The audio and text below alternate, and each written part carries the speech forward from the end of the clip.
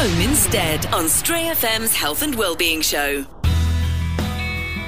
First of all, just tell me why falling is so, such an important thing to concentrate on and to try and help people with. Well, it does happen day to day, unfortunately, particularly at this time of year. So we're approaching winter, the nights are drawing in quicker, the weather's changing, there's lots of leaves around, it's wet, as we experienced early this morning, there was a frost. All of these kind of things can increase the risk of falling, particularly outside of the home. But as we get older, there is an increased risk of falling inside the home as well. As we get older, our muscles decrease in strength, which affects our mobility.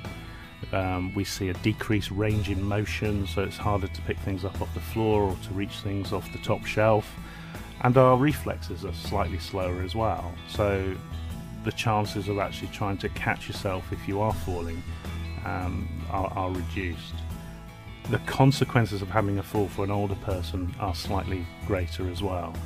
I mean, something like, I think it's a third of people over the age of 65 will experience a fall in any given year, and a quarter of those that do fall will require medical treatment.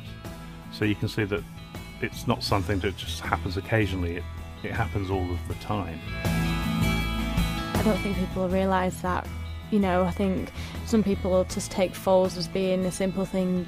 You fall, you get back up, but it's not the case, especially for older people. Like you said, the muscles aren't working as well as they used to and things like that, and it's harder for them to just pick themselves back up, and sometimes they can really hurt themselves when they do fall. They can, and for those that really hurt themselves, that can be everything from a gash or something that requires stitches through to broken bones. Our bones are more brittle as we get older, so the chances of having a fracture are increased anyway. There was a report out this week that said for every 10 days in bed that an older person has, they experience muscle wastage equivalent to 10 years in age. Oh my gosh. So wow. You can see that then the recovery afterwards is that much more difficult for people.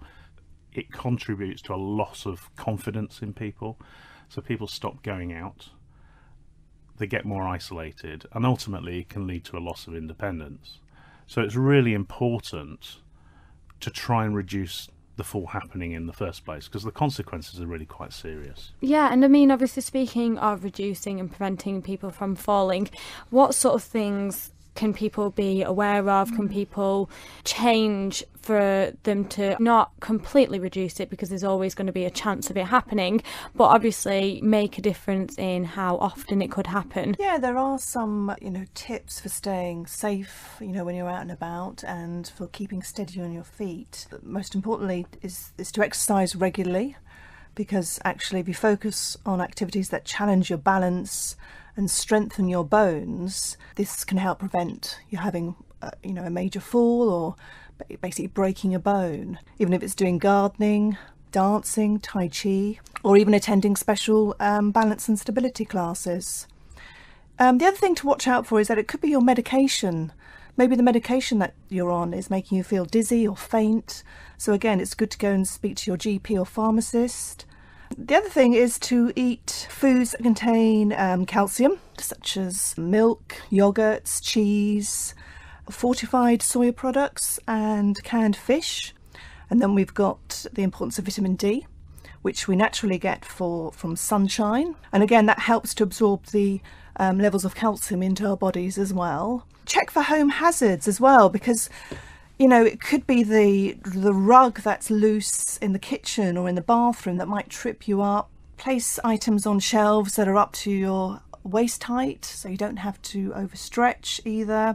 And it might be an idea to have a letter tray put onto your post box, which can avoid you reaching down to pick up your mail in the morning. Other tips around the home include maybe getting a bag of rock salt, so you're ready to put it on the paths when the weather does get particularly icy. Try and get your moss cleared as well, because that can be very slippery, along with the leaves. Be careful when you get up as well, because we always say to our clients, count to 3 before you actually stand up, because if you get up too quickly, your blood pressure falls as you get up. So again, just take your time to get up. Don't rush to get up to answer the phone either.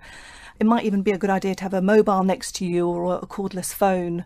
Look after your feet as well, really important. Make sure that you've got good fitting slippers in the house that have a good grip on them. Don't walk around with your socks on or tights, because again, that can be very slippery underfoot. For your shoes, going out and about, make sure that they have a good rubber sole. Avoid leather, because that can be very slippery, especially in the winter months. So yeah, it's just making sure that you are looking out for these potential hazards and speaking to the health professionals who can help.